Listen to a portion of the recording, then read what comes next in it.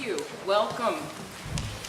Nice to have some not inclement weather for a concert night, so it's really nice to see all of you here.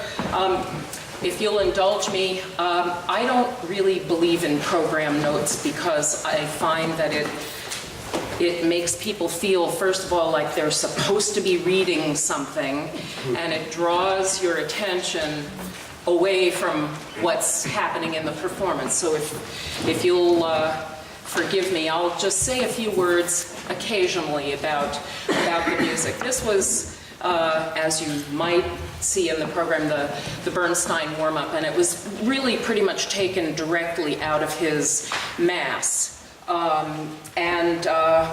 We're getting in just under the wire in terms of paying tribute to Bernstein. It's his centennial year, and there have been, lots of things going on all over the country and all over the world, and so it's nice that we have the opportunity to sort of get on board with that.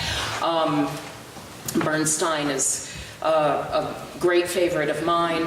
I grew up listening to his young people's concerts, and I've always loved his music particularly. But we're going to stay on the lighter side of Bernstein tonight, mostly because although he did compose some fairly rigorous and difficult and serious choral music, really what he is known for is his tunefulness and his accessibility. And this was actually something that he struggled with for a lot of his life. He got his start composing ballet music and shows on the town and Fancy Free, and he struggled internally with the fact that he felt that he wasn't taken seriously as a composer because of that. And there is a certain quality in a lot of his music that sort of blurs the lines between more popular style of music and a more serious concert hall style of music. But that said, he elevated the Broadway musical to a new level, which I think is very significant because the musical is America's opera. And so, when you see West Side Story and Trouble in Tahiti and even Peter Pan being performed in major opera houses, I think that says something. We're going to turn now to the music of Johannes Brahms, one of his motets from Opus 29, Es ist das Heilungskommen her. And this was written in 1860, and by that point in his life, Brahms was already at the peak of his compositional development. In this particular motet, he starts with a full homophonic rendition of a chorale tune, just as in the style of J.S. Bach, and then he breaks it up into a fugue where all of the voices enter separately and imitate one another melodically. And the chorale tune is offered phrase by phrase, broken up in the baritone section, so you will hopefully hear that as well.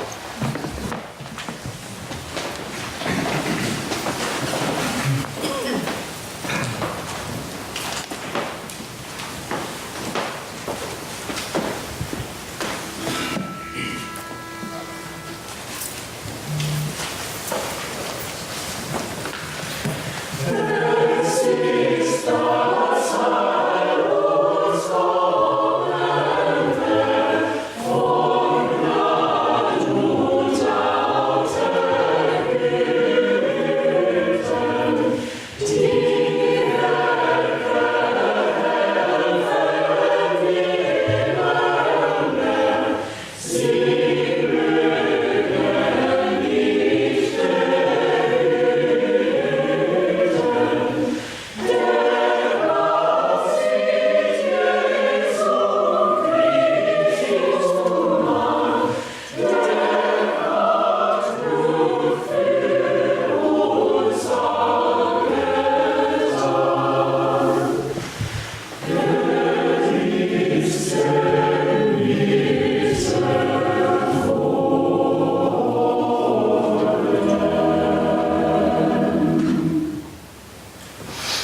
Es ist das Heil uns kommen, Herr uns kommen, Herr. Es ist das Heil uns kommen, Herr uns kommen, Herr uns kommen, Herr uns kommen, Herr uns kommen.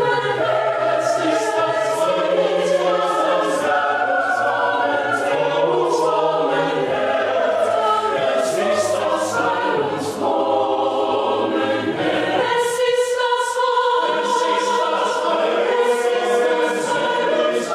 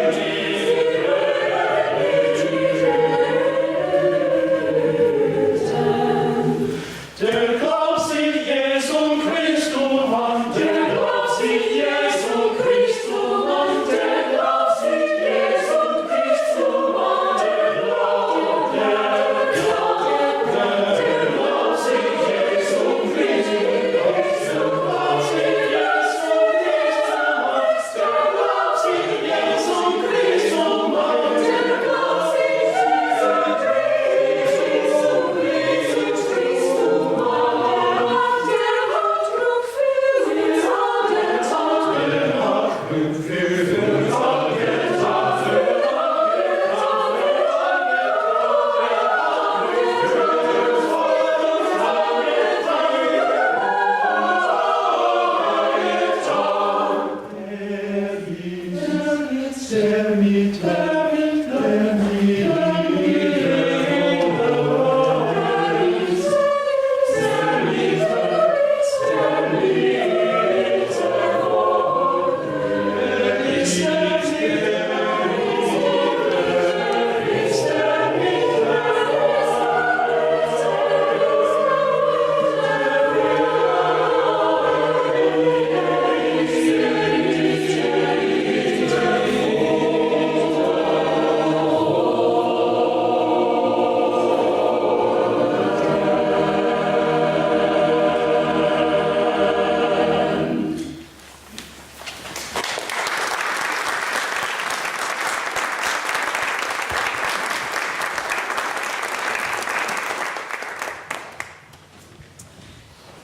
We have next a group of 3 Renaissance pieces, so please do not feel obligated to clap after each one of those. You can perhaps save your thunderous applause for the end of the third one.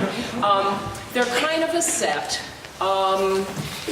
The 2 outer ones are settings of the standard Christmas holiday. Hodie Christus nactus est, today is the day that Christ was born, and they're quite joyful. One of them is by Giovanni Maria Nannino, who was a 16th century Italian composer who spent a lot of time in Rome. He didn't have a huge output, but what there was is really wonderful, as you will see in the middle piece, which is not really a Christmas time piece, but it does have the word myrrh in it. So, and the other hodie is by Luca Marenzio. They're very close in age, Nannino and Marenzio, and I think it's quite possible that they may have crossed paths in Rome at some point. So 3 little Renaissance tunes.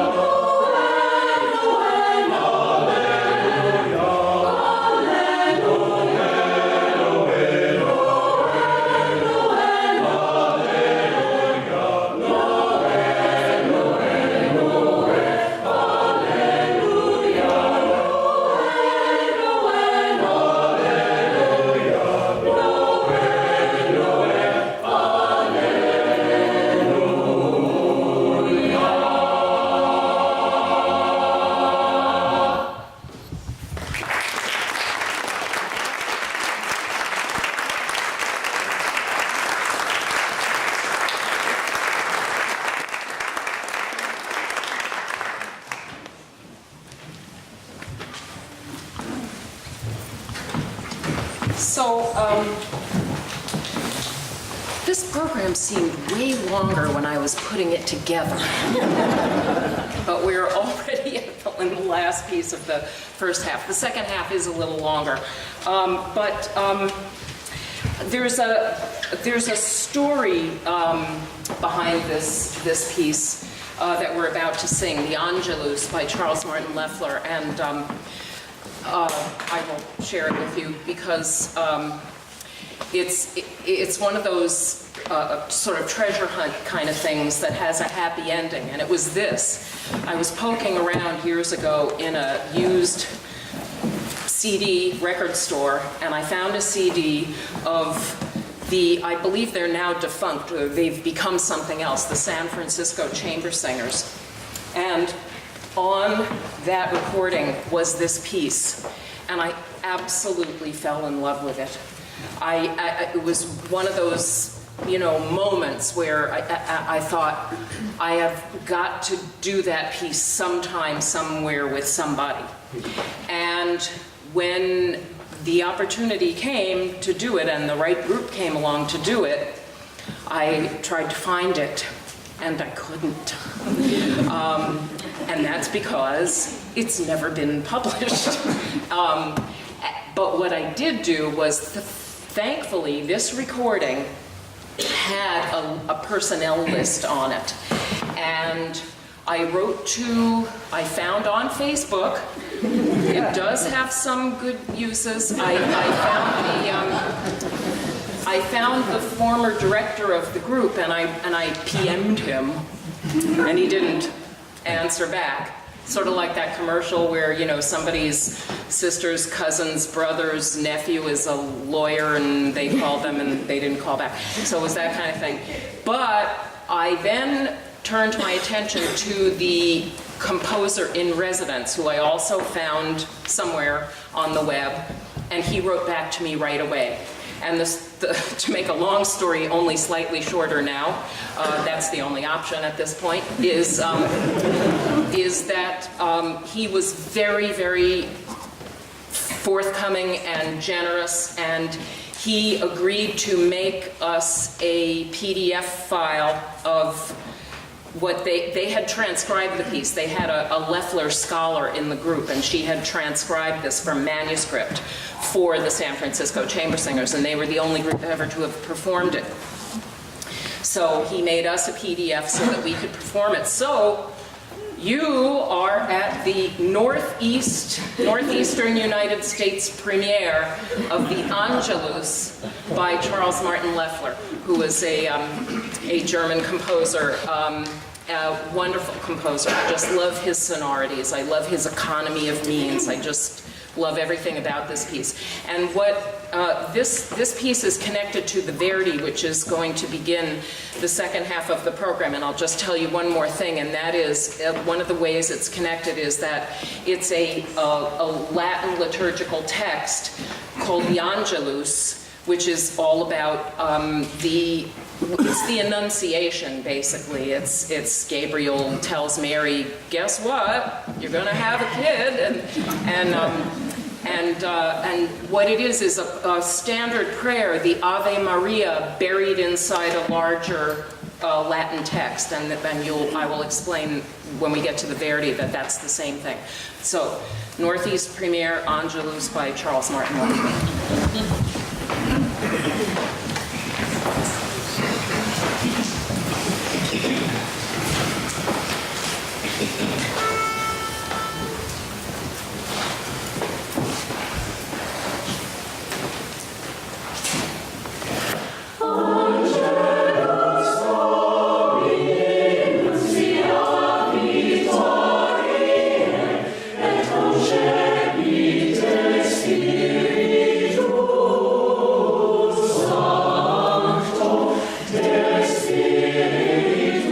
Spiritus Sancto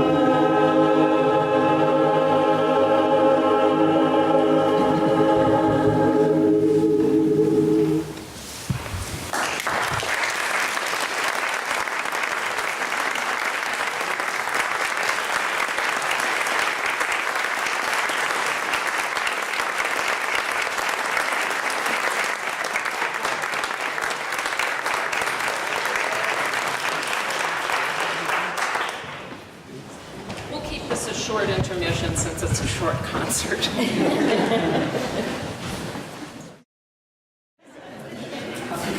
So, as I explained to you, the Verdi Pater Noster, which we're going to begin the second half of the program with, is very similar in structure to the Angelus, in that the Our Father, you have the Hail Mary embedded in the Angelus text. I mean, we have the Our Father embedded in the Pater Noster. Now, we're not singing it in Latin, we're singing it in Italian. That was what Verdi said. He said an Italian version of the text, and what he thought he was setting was a text by Dante Alighieri. But it turns out, and that's the assumption that was made for many, many years, but as it turns out, that the text was not by Dante, it was actually by a 14th century Italian poet called Antonio Beccari. But this is a single, standalone a cappella piece by Verdi. He didn't write a whole lot of them, but the ones he wrote were really top-notch, and I do believe that this is one of them. So, Pater Noster by Verdi.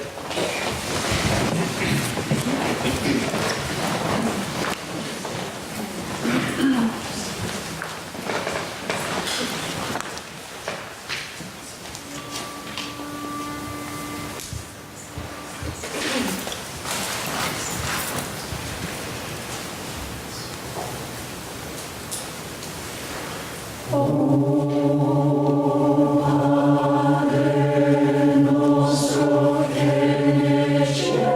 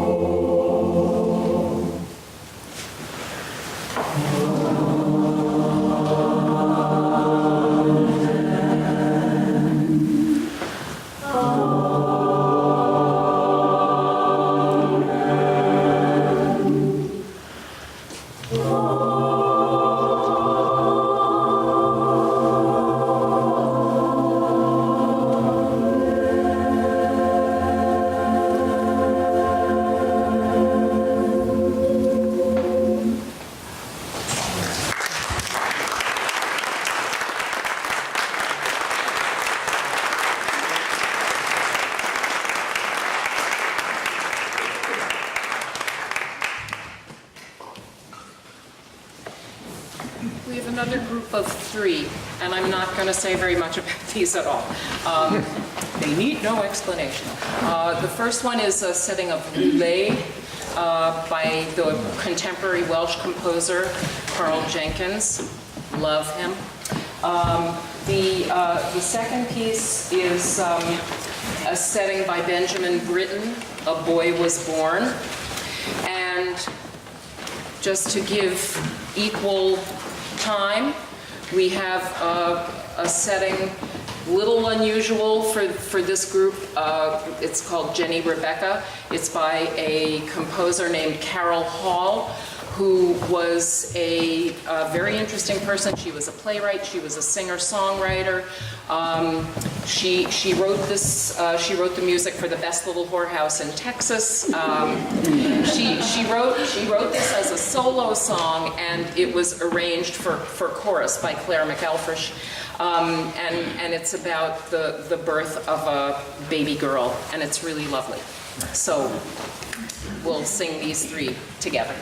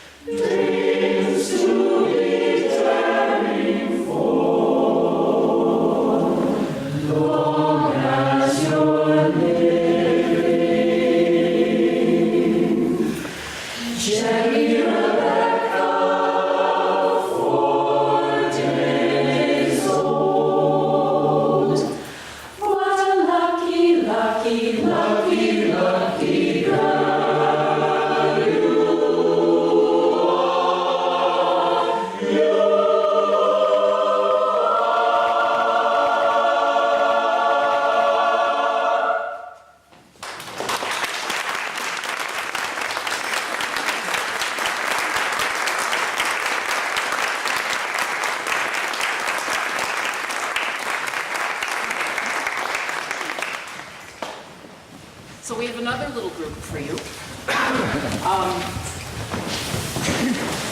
The first is a setting called The Sleep of the Infant Jesus, Le Sommeil de l'Enfant Jésus.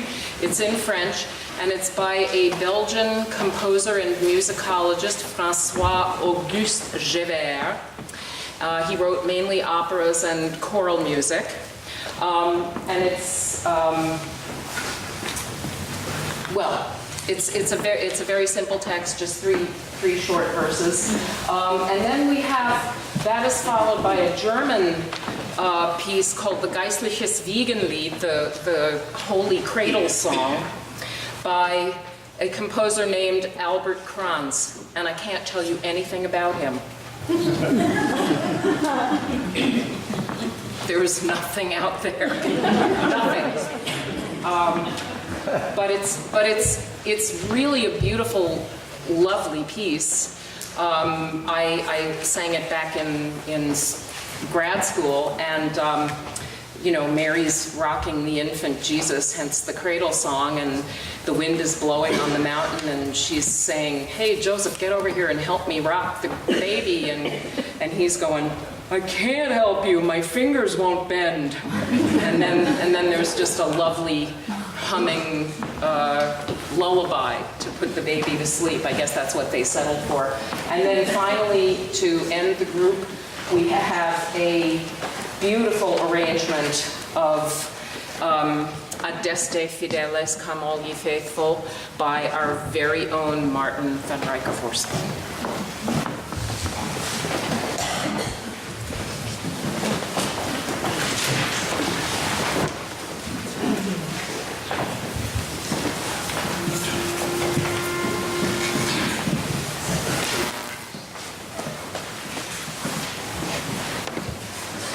Oh,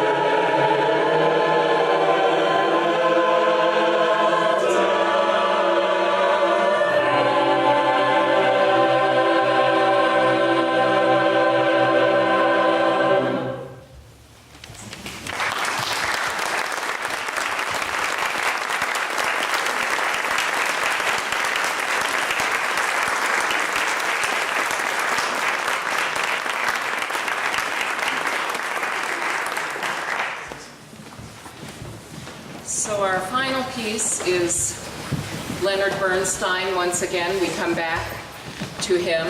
And this is a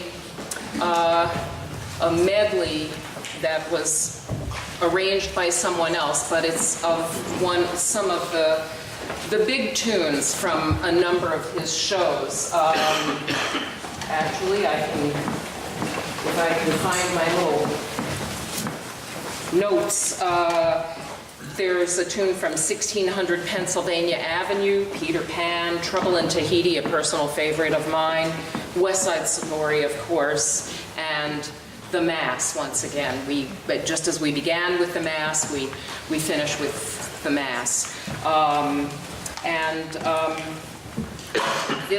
It was interesting because this is my first concert with the Choral Union, and they had a practice over the last number of years of having a theme for each of their concerts, and I don't really program that way. I play with music, and I find things that speak to me, and sometimes they fall into a theme, and sometimes they don't, and I felt like this one sort of did, but kind of didn't. And a number of us were standing around after a rehearsal one time, and publicity was sort of starting to put a little pressure on, saying, all right, you got to come up with a title for the concert. And I was going, I don't know, and another person in the conversation said, well, it's kind of a choral quilt. And there it is. So, A Choral Quilt by Leonard Bernstein. And one thing I would like to add is that we decided at the last minute to put the flute into the end of it, and that was post-program going to press. So I would just like to point out that our very own Megumi Esselstrom is going to play the flute at the end of the piece. Chris, where are you? Yes.